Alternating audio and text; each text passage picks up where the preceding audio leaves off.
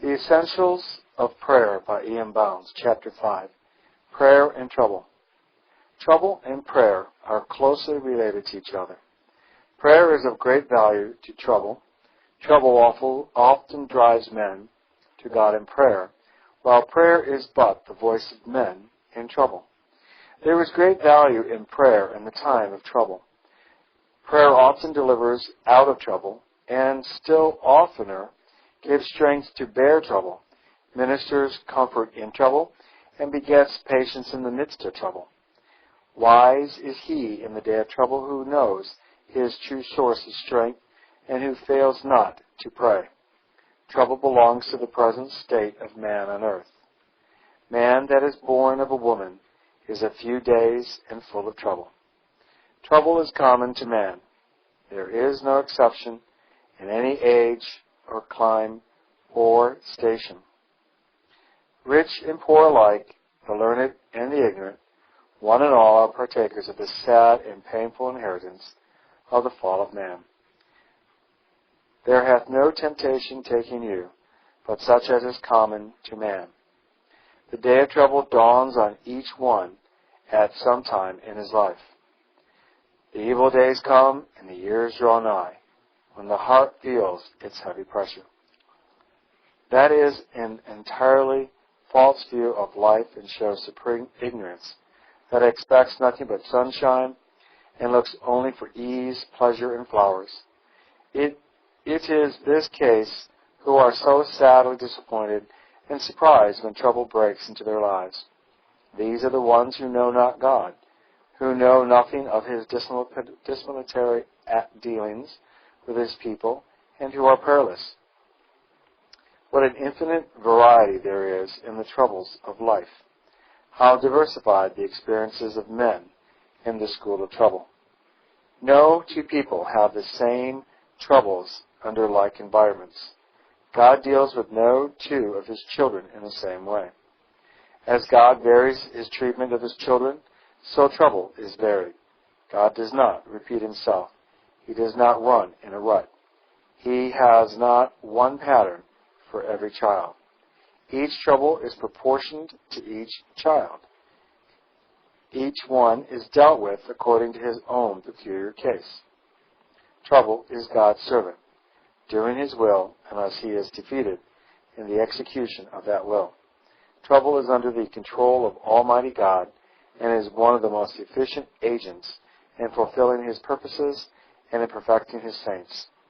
God's hand is in every trouble which breaks into the lives of men. Not that he directly and arbitrarily orders every unpleasant experience of life. Not that he is personally responsible for every painful and afflicting thing which comes into the lives of his people. But no trouble is ever turned loose in this world and comes into the life of saint or sinner, but comes from divine permission and is allowed to exist and do its painful work with God's hand in it or on it, carrying out his gracious designs of redemption. All things are under divine control. Trouble is neither above God nor beyond his control. It is not something in life independent of God, no matter from what source it springs nor whence it arises. God is sufficiently wise and able to lay his hand upon it without assuming responsibility for its origin and work it into his plans and purposes concerning the highest welfare of his saints. This is the explanation of that gracious statement in Romans, so often quoted, but the depth of whose meanings have rarely been sounded. Quote, "And we know that all things work together for good to them that love God," unquote. Even the evils brought about by the forces of nature are his servants, carrying out his will and fulfilling his designs. God even claims the locust, the earthworm, the caterpillar are his servants. My great army, used by him to correct his people and discipline them. Trouble belongs to the disciplinary part of the moral government of God. This is a life of probation, where the human race is on probation. It is a season of trial. Trouble is not penuel in its nature. It belongs to what the Scriptures call chastening. Whom the Lord loveth, he chasteneth, and scourges every son whom he receiveth. Speaking accurately, punishment does not belong to this life. Punishment for sin will take place in the next world. God's dealing with people in this world are of the nature of discipline. They are corrective processes in His plans concerning men. It is because of this that prayer comes in when trouble arises. Prayer belongs to the discipline of life. As trouble is not sinful in itself, neither is it the evidence of sin. Good and bad alike experience trouble. As the rain falls alike on the just and unjust, so drought likewise comes to the righteous and the wicked. Trouble is no evidence whatever of the divine displeasure. Scriptural instances without number disapprove any such idea. Job is a case in point, where God bore explicit testimony to his great and deep piety. And yet God permitted Satan to afflict him beyond all other men for wise and beneficial purposes. Trouble has no power in itself to interfere with the relations of a saint to God. Quote, who shall separate us from the love of God? Shall tribulation, or distress, or persecution, or famine, or nakedness, or peril, or sword? Unquote.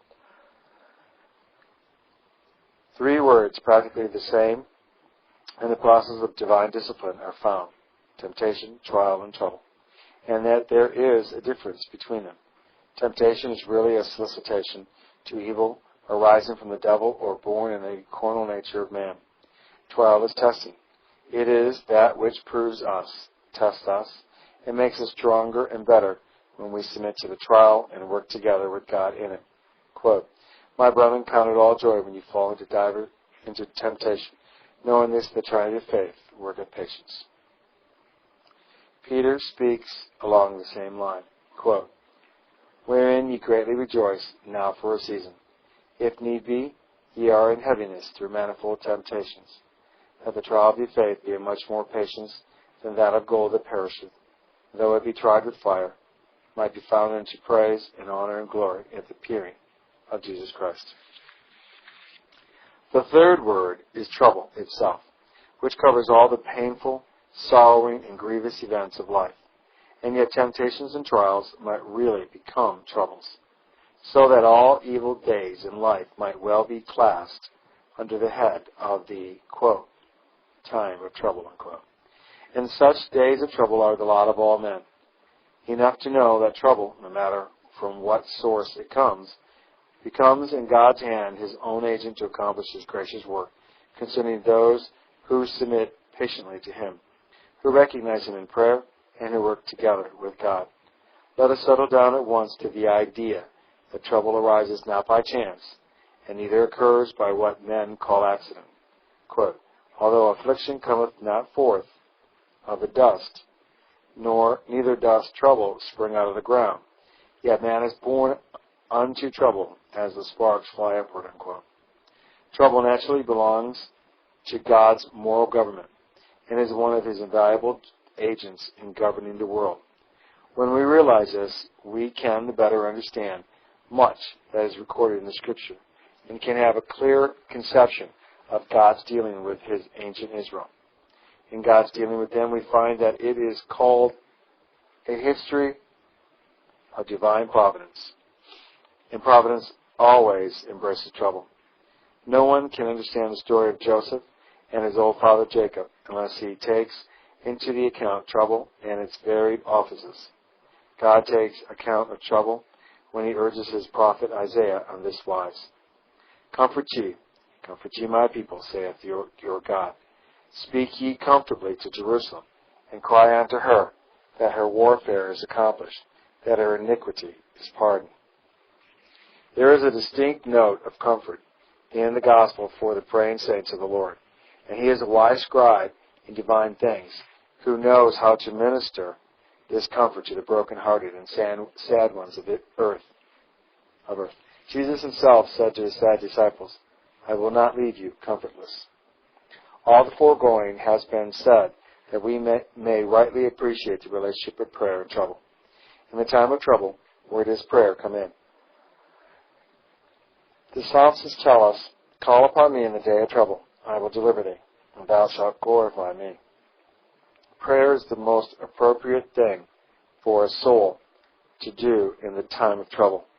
Prayer recognizes God in the day of trouble. It is the Lord. Let him do what seemeth good. Prayer sees God's hand in trouble and prays about it. Nothing more truly shows us our helplessness than when trouble comes. It brings the strong man low. It discloses our weakness. It brings a sense of helplessness. Blessed is he who knows how to turn to God in the time of trouble.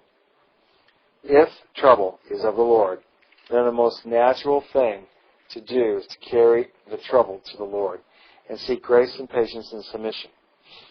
It is the time to inquire in the trouble. Lord, what wilt thou have me to do? How natural and reasonable for the soul, oppressed, broken, and bruised, to bow low at the footstool of mercy and seek the face of God.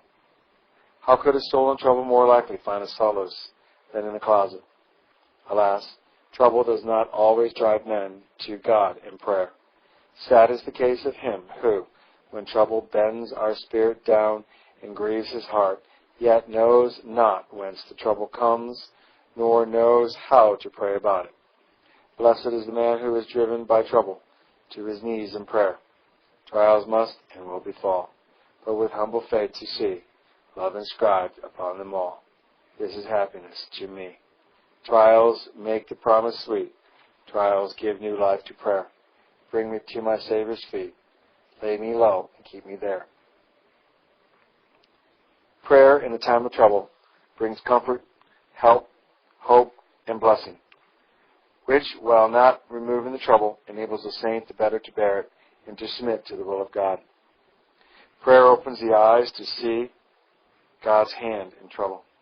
Prayer does not interpret God's providences, but it does justify them and recognize God in them. Prayer enables us to see wise ends in trouble. Prayer in trouble drives us away from unbelief, saves us from doubt, and delivers from all vain and foolish questionings because of our painful experiences. Let us not lose sight of the tribute paid to Job when all his troubles came to the climatic point. In all this, Job said not, nor charged God foolishly.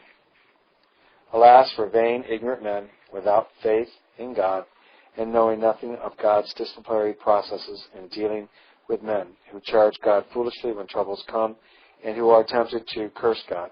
How silly and vain are the complainings and murmurings and the rebellions of men in the time of trouble. What need to read again the story of the children of Israel in the wilderness, and how useless is all our fretting, our worrying over troubles, as if such unhappy doings on our part could change us. And which of you, with taking thought, can add to a statue one cubit? How much wiser, how much better, how much easier to bear life's trouble when we take everything to God in prayer. Trouble has wise ends for the praying ones, and these find it so.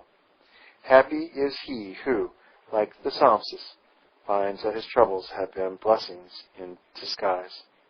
It is good for me that I have been afflicted, that I may learn thy statutes. I know, O Lord, that thy judgments are right, and that thou in faithfulness hast afflicted me. But who could bear life's stormy doom? Did not thy wing of love come brightly quivering through the gloom, our peace branch from above?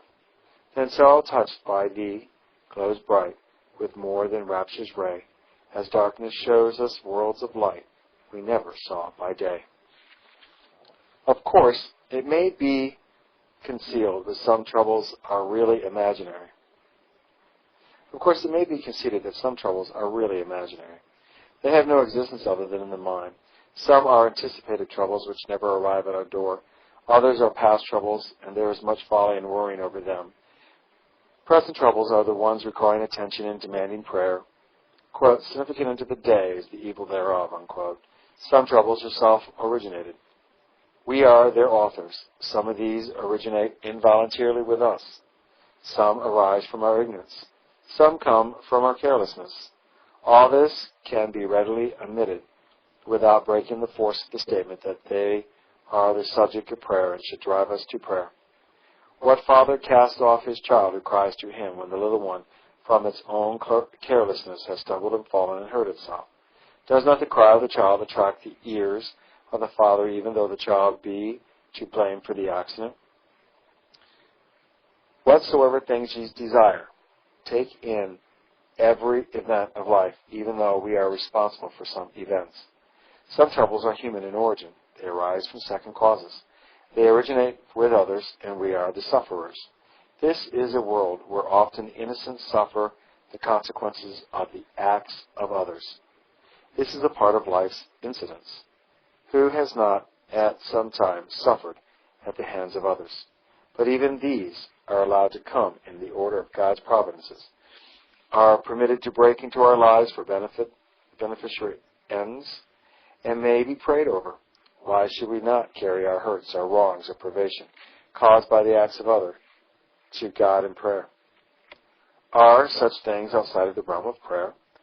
Are they exceptions to the rule of prayer? Not at all. And God can and will lay His hand upon all such events in answer to prayer and cause them to work for us, quote, a far more exceeding and eternal weight of glory, unquote. Nearly all of Paul's troubles arose from wicked and unreasonable men. Read the story as he gives it in 2 Corinthians 11:23-33. See also some troubles are directly of satanic origin. Quite all of Job's troubles are the offspring of the devil's scheme to break down Job's integrity, to make him charge God foolishly and to curse God. But are these not to be recognized in prayer? Are they to be excluded from God's disciplinary processes? Job did not do so. Hear him in those familiar words, quote, the Lord gave and the Lord hath taken away. Blessed be the name of the Lord, unquote. Oh, what a comfort to see God in all of life's events. What a relief to a broken, sorrowing heart to see God's hand in sorrow. What a source of relief is prayer in unburdening the heart in grief. O thou who driest the mourner's tear, how dark this world would be if when deceived and wounded here, we could not fly to thee. The friends who in our sunshine live, when winter comes, are flown, and he who has but tears to give must weep those tears alone. But thou wilt heal the broken heart, which, like the plants that throw the fragrance from the wounded part, breathes sweetness out of woe. But when we survey all the sources from which trouble comes, it all resolves itself into two invaluable truths. First, that our troubles at last are of the Lord.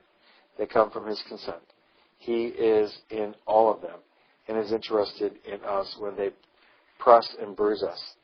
And secondly, that our troubles, no matter what the cause, whether of ourselves or men or devils or even God Himself, we are warranted in taking them to God in prayer, in praying over them, and in seeking to get the greatest spiritual benefits out of them. Prayer in the time of trouble tends to bring the spirit into perfect subjection to the will of God, to cause the will to be conformed to God's will, and saves from all murmurings over our lot and delivers from everything like a rebellious heart or a spirit critical of the Lord. Prayer sanctifies trouble to our highest good.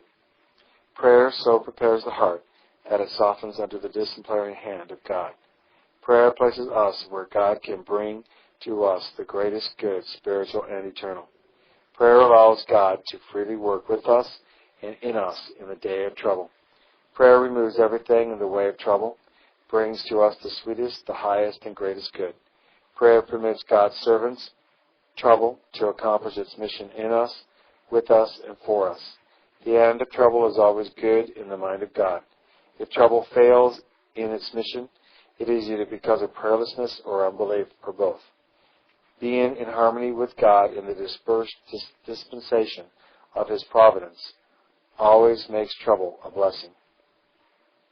The good or evil of trouble is always determined by the spirit in which it is received. Trouble proves a blessing or a curse, just according as it is received and treated by us. It either softens or hardens us. It either draws us to prayer or to God, or it drives us from God and from the closet. Trouble hardened Pharaoh, till finally it had no effect on him, only to make him more desperate and to drive him further from God. The same sun softens the wax and hardens the clay.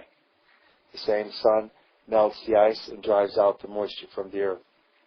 As in the infinite variety of trouble, so also is there infinite variety in the relation of prayer to other things.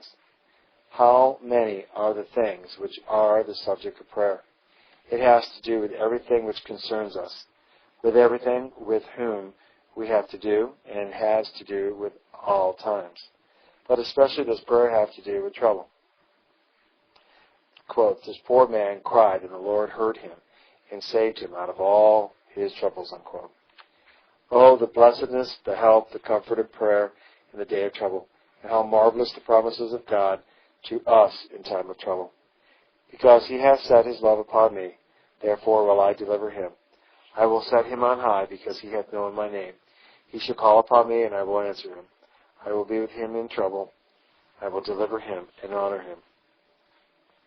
How sweet in it, how rich in its sweetness, how far-reaching in the realm of trouble, and how cherishing to faith are the words of promise that God delivers to his believing praying ones by the mouth of Isaiah. But now, thus saith the Lord that created thee, O Jacob, and he that formed thee, O Israel, fear not, for I have redeemed thee. I have called thee by thy name, thou art mine. When thou passest over the waters, I will be with thee. And through the rivers, they shall not overflow thee. And when thou walkest through the fire, thou shalt not be burned, neither shall the flame kindle again upon thee. For I am the Lord thy God, the Holy One of Israel, thy Savior.